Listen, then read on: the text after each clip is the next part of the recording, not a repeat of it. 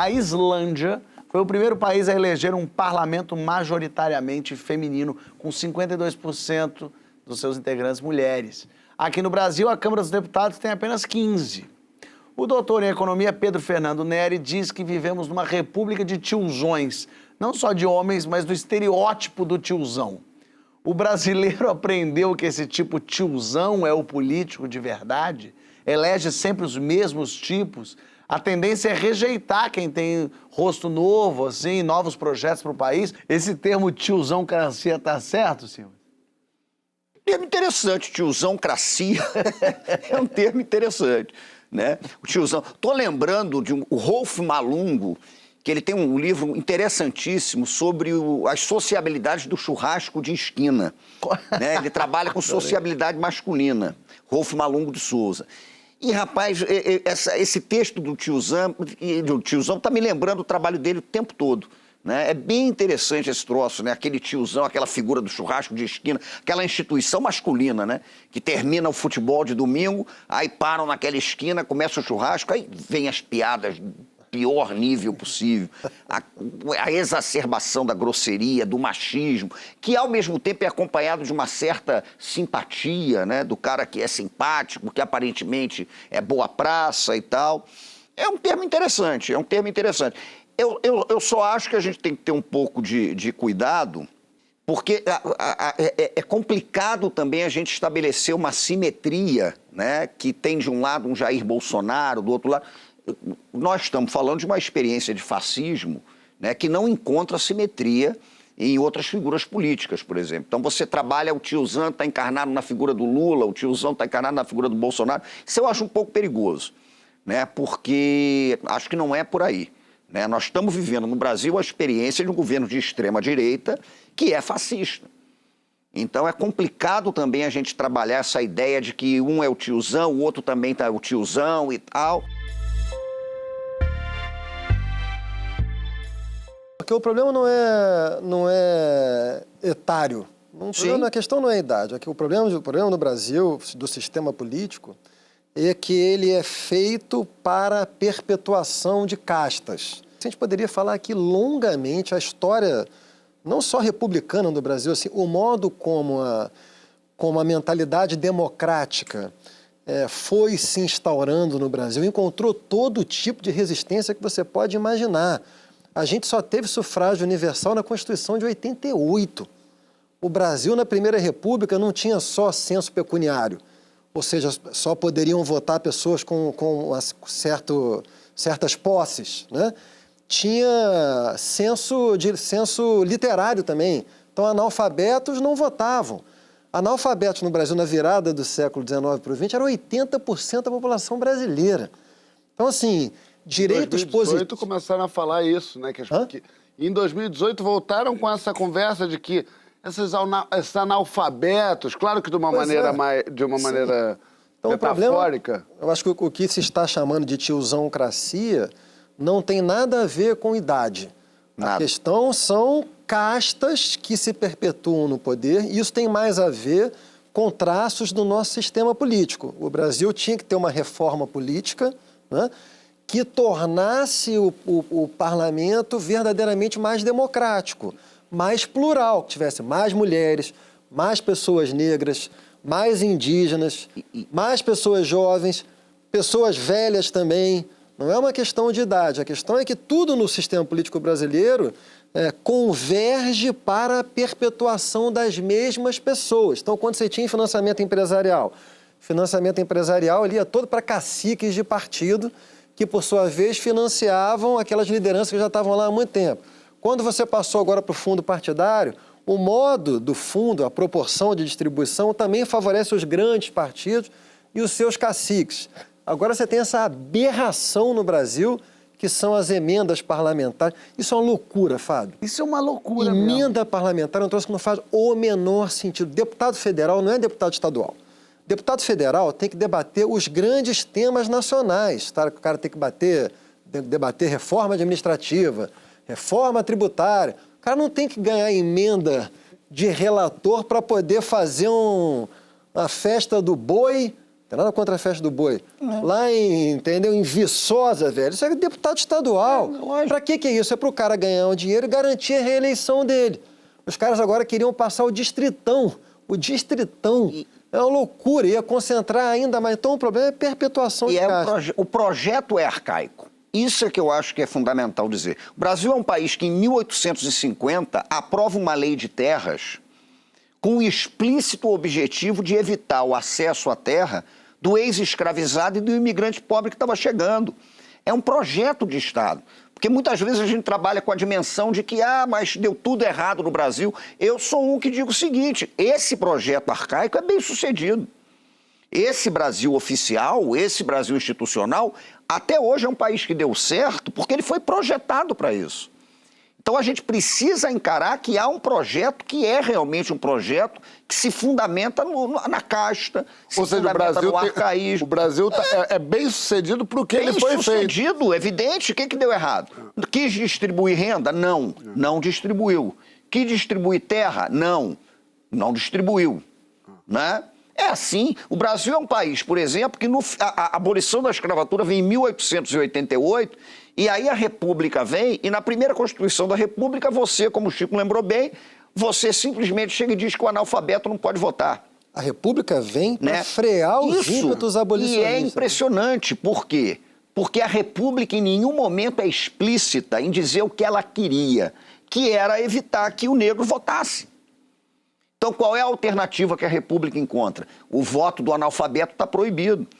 É o tempo todo, você vai construindo o tempo todo projetos que visam perpetuar uma casta no poder. Você que tem uma frase casta. Você que tem uma frase que diz que o Brasil tem que dar errado. Eu escrevi um texto uma vez, o pessoal não entendeu bem, eu falei, tem que dar errado nesse sentido. Porque esse projeto arcaico é bem sucedido, pô. Ele foi projetado para isso.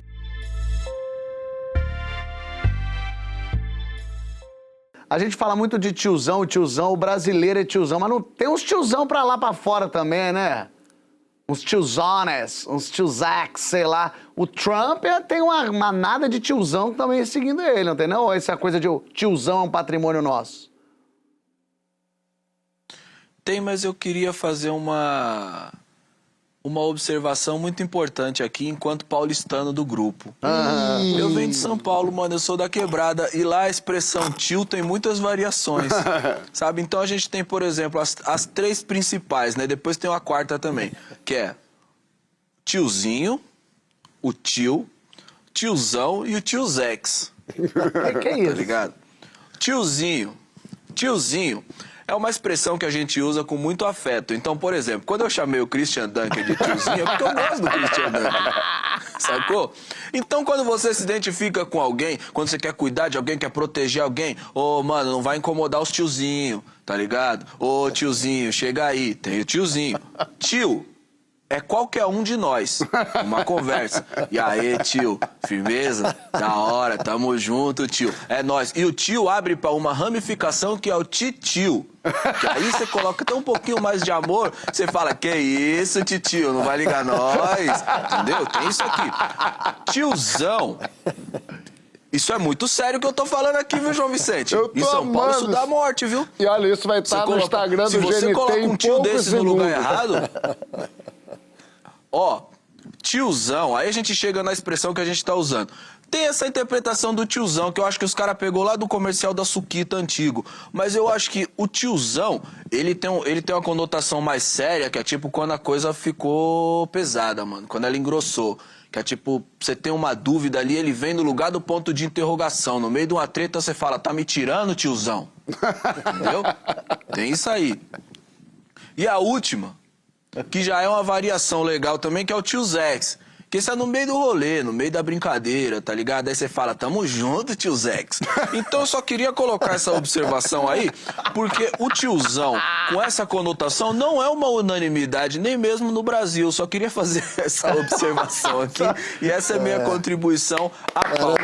Concordo com meus camaradas aqui, certo? 2 mestres que disseram aqui que não é uma questão de idade, eu realmente concordo com isso. Acho que a gente não tá tratando aqui de idade, mas sim essa coisa de perpetuar no poder pessoas que muitas vezes já chegaram lá com ideias que são ultrapassadas, arcaicas e que jogam contra qualquer projeto de emancipação da maior parte da população do Brasil.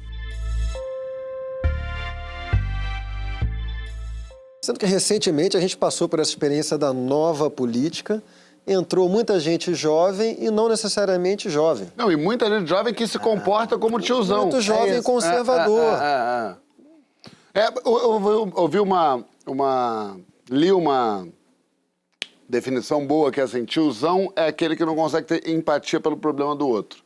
E é bom isso, assim. Eu acho que quando a gente estava falando de cultura popular brasileira, do samba, mesmo do jogo do bicho, do funk, do futebol, do próprio brasileiro, do jeito isso pra mim é o melhor do Brasil.